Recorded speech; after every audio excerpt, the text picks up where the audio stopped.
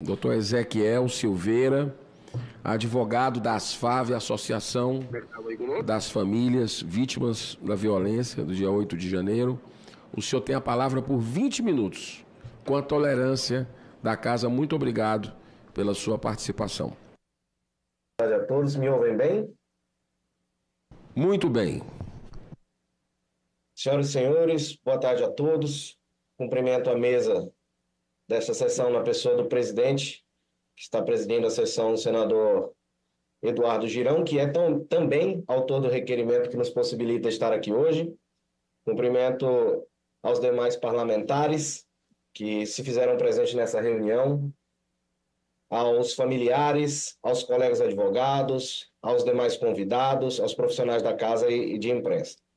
Eu inicio pedindo desculpas por não poder estar presencialmente, havia confirmado minha participação presencial nessa audiência, mas precisei vir às pressas e estou na Argentina, acompanhando famílias de refugiados brasileiros que fugiram da perseguição no Brasil e foram presos ilegalmente aqui no país vizinho. Então, nós estamos aqui dando assistência para essas famílias. Inclusive, senhor presidente, já gostaria de deixar uma sugestão, porque o que acontece? Houve aí uma mudança na postura da Interpol no trato com estas pessoas, porque há cerca de um mês foi noticiado que a Polícia Internacional havia negado a inclusão destes brasileiros perseguidos políticos na lista vermelha. E, no último dia 5 de novembro, o delegado da Polícia Federal, Valdeci Urquiza, brasileiro, foi eleito como novo secretário-geral da Interpol, no dia 5 de novembro. E, uma semana depois, foram expedidos esses mandados de prisão aqui na Argentina desses brasileiros que estão refugiados. Então, senhor presidente, nós sugiro que haja aí, seja convocado um ministro, inclusive, da Justiça, doutor Ricardo Lewandowski, que esteve lá na posse dele. Então, nós precisamos ver qual é a ingerência que o governo brasileiro está tendo nesse organismo internacional para perseguir essas pessoas. Deixo aqui a sugestão para apreciação dessa casa. Para que fique registrado, faço essa manifestação embasado no artigo 133 da Constituição Federal, que diz que o advogado é indispensável à administração da justiça, sendo inviolável por seus atos e manifestações no exercício da profissão nos limites da lei. Eu gostaria de iniciar a minha fala tirando o elefante da sala, que já foi falado aqui algumas vezes, né? Hoje foi disparada mais uma operação da Polícia Federal sobre a minuta do suposto golpe e levou, quem sabe, à desistência da participação de algumas pessoas nessa audiência. Então, a gente lamenta essa situação. As autoridades, algumas delas nós já sabíamos que não viriam, porque eles sempre fogem da exposição pública dos seus abusos, essa já é uma prática comum, mas há algumas situações que eu gostaria de destacar a respeito dessa situação. A primeira é de que nós não defendemos o cometimento de crimes, crime algum. E se alguém cometeu qualquer delito que seja, em qualquer circunstância, essa pessoa deve ser responsabilizada, mas com respeito ao devido processo legal, o que não vem ocorrendo com os réus do 8 de janeiro, as vítimas do 8 de janeiro, por exemplo. Segundo, as pessoas que estão sendo injustiçadas não têm nada a ver com essa situação. Então eu pergunto, o que o seu Raimundo, lá de Arroio do Meio, tem a ver com o que foi discutido na alta cúpula do Exército? Então não faz sentido esta tentativa de vinculação que se está querendo fazer com estas pessoas simples, certo? Com a alta cúpula de autoridades que eu não vejo qualquer relação, porque de fato não existe. E terceiro, que a melhor coisa é você estar do lado da verdade, da justiça e da lei, porque a gente não depende de cenário político para buscar a justiça. Então, presidente, eu não quero saber se hoje teve busca e apreensão de kids pretos, kids brancos, kids rosa, a mim pouco importa. O certo é o certo. E eu parabenizo essa presidência, na pessoa do senador Girão, porque tem sido um gigante na defesa das liberdades do Brasil, aos outros parlamentares que aí estiveram, porque nos ouvem, reverberam a nossa voz, assim como nós ouvimos e tentamos reverberar a voz dos nossos assistidos, e a todos os familiares presentes por não desistir nesse momento difícil. É em momentos assim que a população brasileira pode ver quem tem coragem de enfrentar esse sistema corrupto e quem abandona o barco quando surgem as dificuldades. Amanhã faz um ano da morte do Clesão. Então, o ministro Alexandre de Moraes sabia que não deixaríamos passar essa data em branco. Então, coincidentemente, hoje é deflagrada essa operação, no dia de hoje, que passa a tirar o foco desses abusos que ele e os seus cúmplices, não apenas na Suprema Corte, têm cometido, mas eu acho que já ficou bastante claro que jamais nos calarão. Eu gostaria de falar também sobre um fato importante que aconteceu na semana passada e que não deveria, mas por conta de um juiz parcial, agora faz parte dessa discussão que estamos tendo. Eu falo por óbvio do caso daquele senhor com nítidos problemas psicológicos e que, em um evidente ato de desespero, deu cabo da própria vida em frente ao Supremo Tribunal Federal. O consórcio entre o STF, o governo Lula e parte da grande imprensa não tardou em querer conectar o ocorrido na semana passada com os atos do 8 de janeiro, que nada tem a ver com essa situação. E não sou eu quem digo isso, mas o próprio chefe do Gabinete de Segurança Institucional da Presidência da República, do governo Lula, e o governo do Distrito Federal, que em suas apurações preliminares disseram tratar-se de um caso isolado, de um lobo solitário.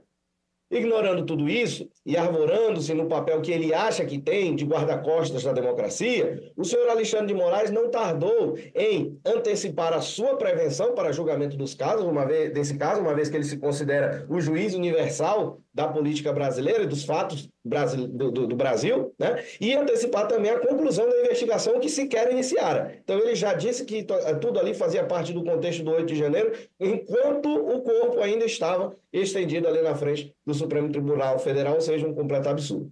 Outros ministros da Suprema Corte, de maneira não menos assintosa, aproveitaram para lançar uma série de ameaças a esse parlamento.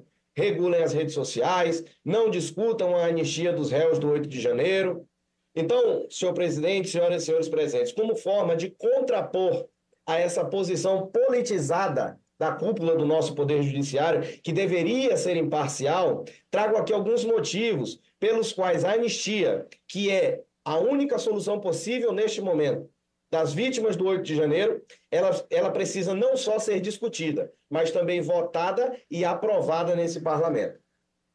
O primeiro motivo pelos quais essas pessoas devem ser anistiadas é porque não estão sendo respeitados os direitos humanos dessas pessoas. Essas pessoas, elas foram, e as mais de 200 presas até hoje, ainda são, submetidos à fome, à sede, a comer comida estragada, a fazer suas necessidades nas escadarias dos ônibus, quando elas foram sequestradas pelo Estado brasileiro na frente do QG do Exército no dia 9 de janeiro.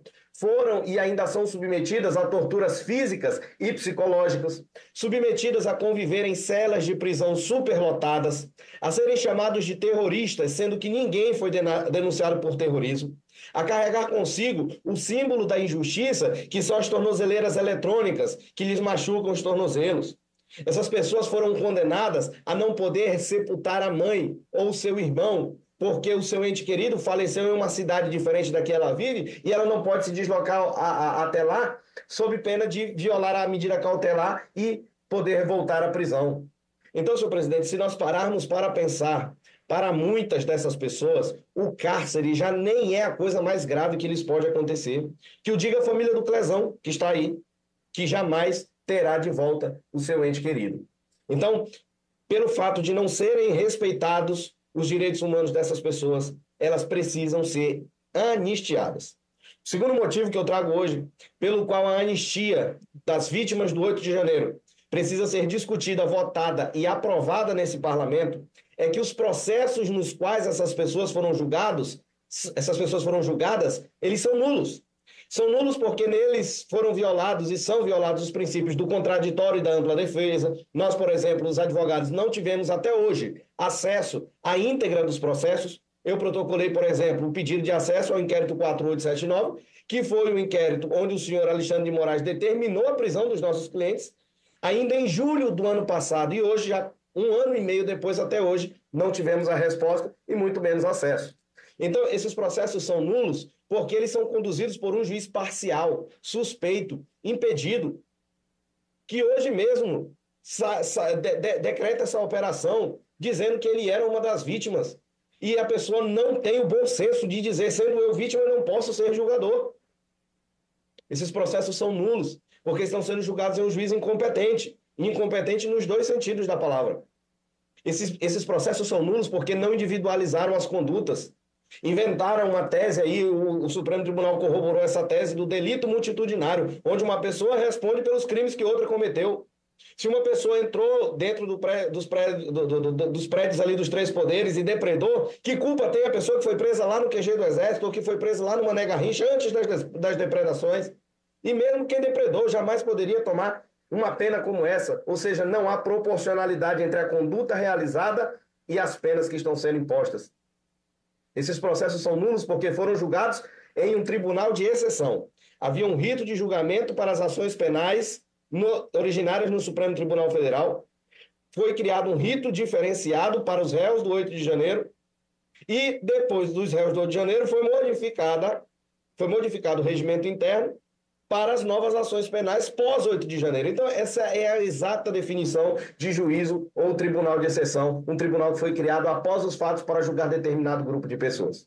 Então, esses processos eles são nulos porque o senhor Alexandre de Moraes se nega a intimar as testemunhas de defesa e ouve apenas as testemunhas da acusação e não precisa ser nem um jurista para você saber que um processo não pode ser justo se você só ouve um lado do processo, não ouve a outra parte. Esses processos são nulos porque eles cerceiam a palavra dos advogados, nós não podemos fazer a sustentação oral dos nossos clientes e o fazem porque são covardes, porque não aguentam verem lançados nos seus rostos a sua infâmia e nos obrigam a gravar vídeos que não são assistidos. Então, por esses processos serem nulos e não havendo a quem recorrer, porque até o direito de recorrer a instâncias superiores lhes foi retirado, essas pessoas devem ser anistiadas. E por último, o terceiro motivo pelo qual a anistia das vítimas do 8 de janeiro precisa ser discutida, votada e aprovada neste parlamento, é porque nestes processos as prerrogativas dos advogados foram absolutamente vilipendiadas. Cito como exemplo, no dia 9 de janeiro, a Polícia Federal impediu por horas o nosso acesso às pessoas na Academia da Polícia Federal em Sobradinho. Fomos impedidos de acessar, muitas vezes, as salas de audiência, nas audiências de custódia. Fomos impedidos de conversar reservadamente com os nossos clientes. Fazíamos aquela conversa reservada entre o advogado e o cliente na mesma sala, com outros réus, com outros advogados, com o promotor, com o juiz, com o servidor, todo mundo na mesma sala. Nós fomos vilipendiados nesta casa pela senadora Soraya Tronic, que soltou uma fake news em uma das audiências da CPMI do 8 de janeiro, dizendo que só estavam sendo libertas pessoas que eram clientes da Defensoria Pública, que quem tinha advogado particular ia ficar preso. Uma mentira deslavada que, além de afligir as famílias, humilhou os advogados que têm atuado, e eu digo heroicamente nesses casos, muitas vezes de forma gratuita, pelo ideal da justiça. Nós tivemos, senhor presidente, uma colega advogada que foi presa por atuar nessas causas. Nós fomos vilipendiados pelo senhor Alexandre de Moraes durante a sessão de julgamento das primeiras ações penais desses casos em setembro do ano passado. O advogado ia lá, fazia a sua defesa e depois ele ia fazer uma análise da defesa, se foi de acordo com o agrado dele ou não, como se ele fosse sommelier de sustentação oral. Detalhe, tudo isso foi devidamente denunciado, documentado para a Ordem dos Advogados do Brasil. E o que eles fizeram? Absolutamente nada. Minto. Para não dizer que não fizeram nada, eles mandaram uma cartinha se solidarizando com o STF, entregue pelas mãos do próprio Procurador Nacional das Prerrogativas dos Advogados, que ao invés de estar nos defendendo, estava lá entregando essa documentação para os ministros do Supremo Tribunal Federal. Por isso, senhor presidente, e considerando que o Poder Judiciário não tem a intenção de consertar esses erros que eu acabei de relatar, porque foram eles mesmos que cometeram, e considerando também que o Poder Executivo, o governo Lula, não tem interesse em solucionar esses problemas, não tem interesse em pacificar o país, resta este parlamento valer-se do único instrumento capaz de resolver essa situação e trazer a justiça a essas pessoas, que é a anistia das vítimas do 8 de janeiro. Senhoras e senhores, eu poderia falar aqui por horas sobre todas as coisas erradas que permeiam esses procedimentos e que já são de conhecimento público. Mas eu não farei porque eu quero dedicar agora esses últimos minutos para homenagear aquele que é o principal responsável por tudo que está acontecendo, o senhor Alexandre de Moraes.